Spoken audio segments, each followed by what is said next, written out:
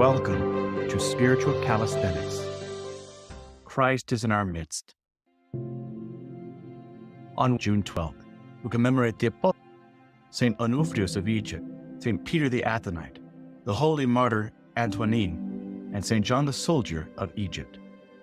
Regarding St. Onuphrius the Great, St. Onuphrius flourished in the 4th century, first in the cenobium near Hermopolis of Thebes in Egypt, and later as a solitary in the desert, where he was discovered by St. Paphnutius.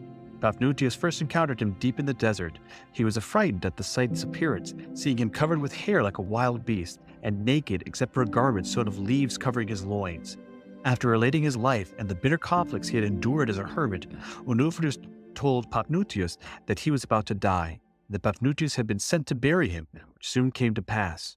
Although Paphnutius desired afterwards to remain in the saint's cave, as soon as he had buried him, the cave fell in, and the palm tree which had furnished the saint with dates withered up, indicating that it was the will of God. Paphnutius returned to his monastery and made St. Onuphrius known to all.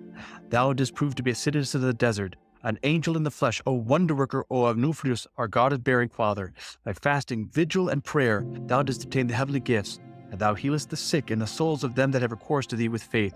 Glory to him that has given thee strength. Glory to him that crowned thee. Glory to him that works wonders to all through thee.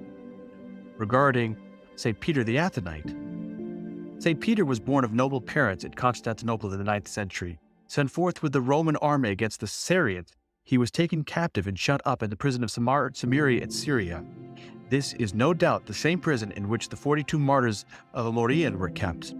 Released from prison through the prayers of St. Nicholas of Myra and St. Simeon the God-receiver, he fled to Rome, where he became a monk, and later came to the peninsula of Athos, where he lived in a cave as a solitary, suffering many temptations from the evil one, but also enjoying the manifest help of the most holy Theotokos.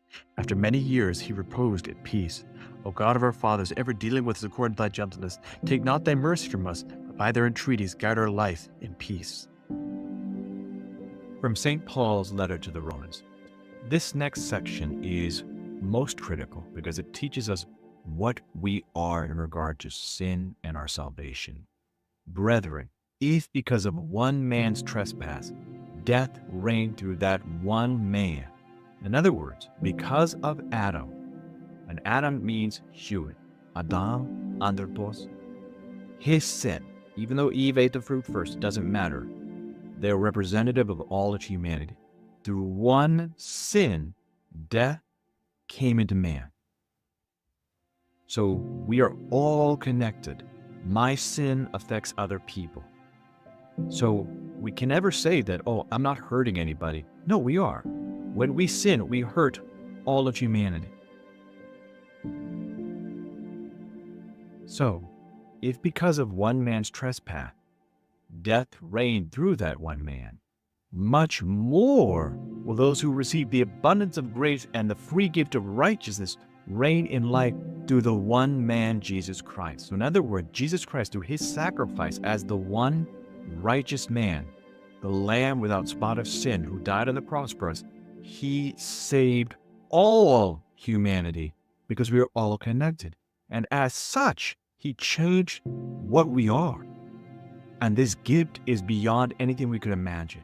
So if we fell down from heaven and we're trying to climb back up, well, we can't. We have no arms now because of sin. Christ dying for us gave us one arm back. And now when we work with Christ, we're able to climb up together through salvation, through synergy.